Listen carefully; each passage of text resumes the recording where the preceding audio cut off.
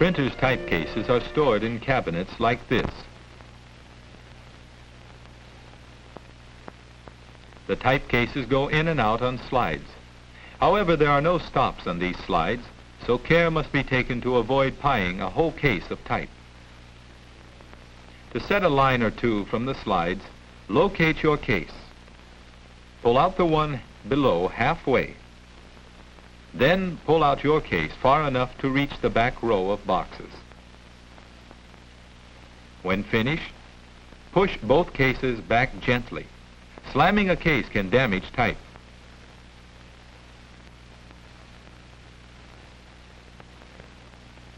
This is the proper way to take a case out of the cabinet. Even a heavy case can be balanced and controlled. Lift the case well up onto the bank, then down firmly against the toe board. Your instructor has shown you how to set your composing stick and how to put in a slug. The left thumb goes inside the stick, where it travels along to support the type.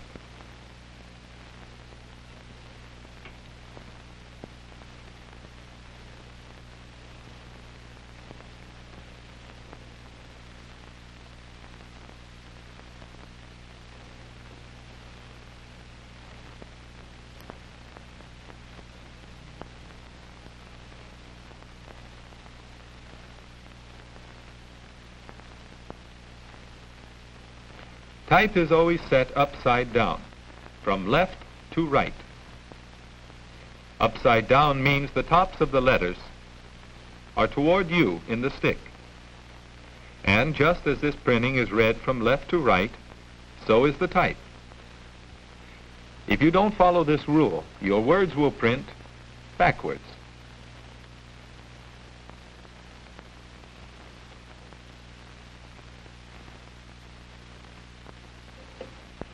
To make it easier for the camera to follow, this student will set a line of lowercase e's.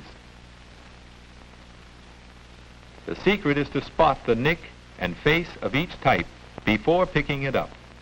As you feed the type to the left thumb, you should be spotting the nick and face of the next piece of type.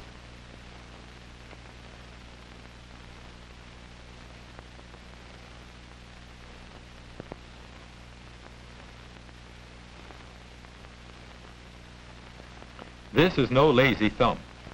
Notice how it slides each type squarely into place.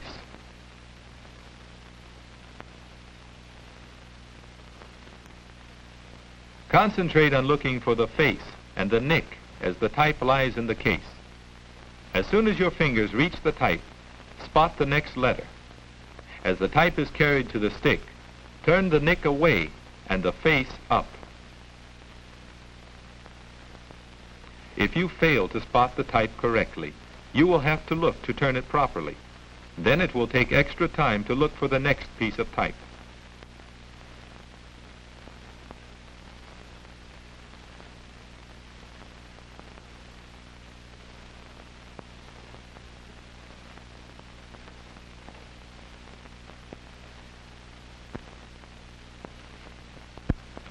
Check the line carefully for errors.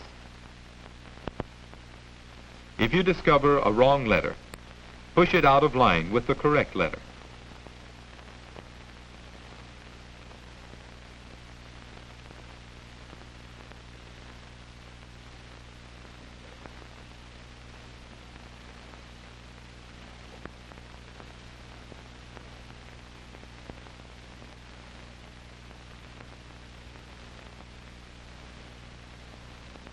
This demonstration line will not be printed, so it will be distributed from the stick.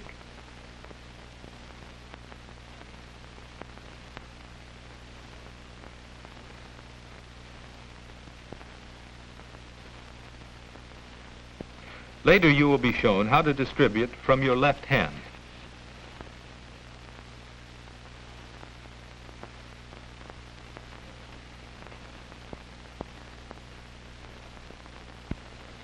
From the right end of the line, take a few pieces between the thumb and first finger. Then change to the thumb and middle finger, sliding the thumb down. Roll the thumb to separate the letters.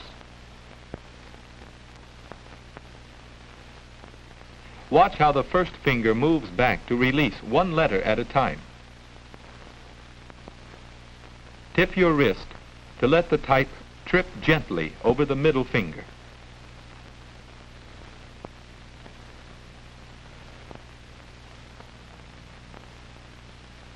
In slow motion, you can see how the type lands on the body, not the face.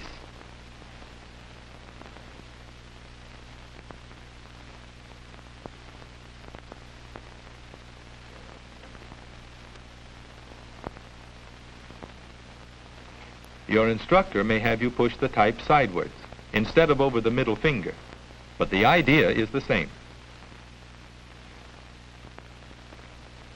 When setting type from copy, it is very important to read the instructions.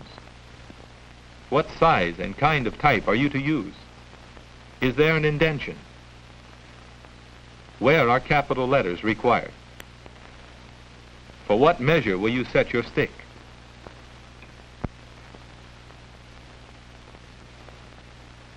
Notice the action of the left arm.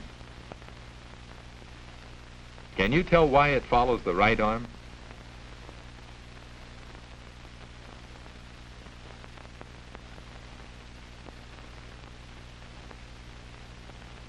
In order for both arms to do their job, you should be standing straight with feet slightly apart.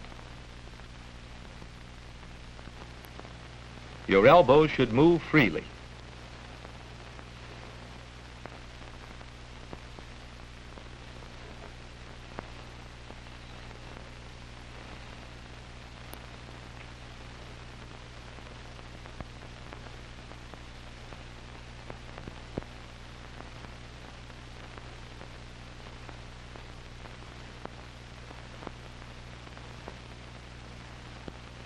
After you have checked carefully for errors by comparing with your copy, make the line snug in the stick as your instructor has shown. He will okay the first few lines you set.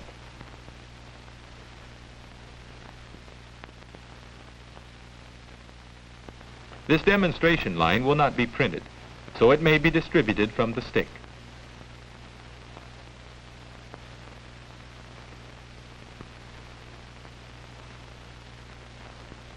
Lift out a word or two. Glance at the letters. Then spell the words back into the case.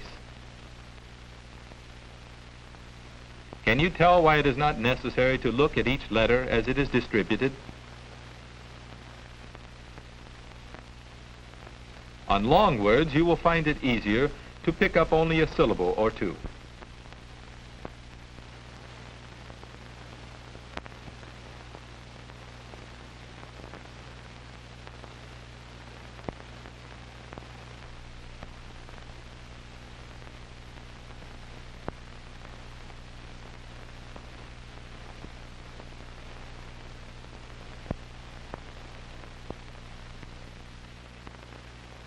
Now, a few summary questions.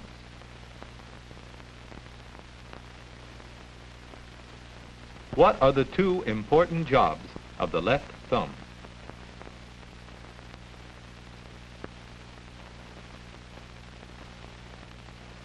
Which way should the nick always face?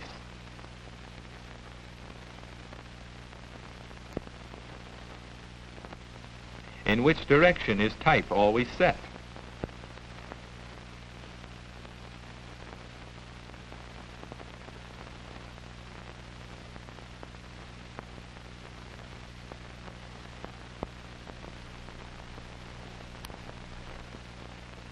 Why do you start distributing from the right-hand end of the line?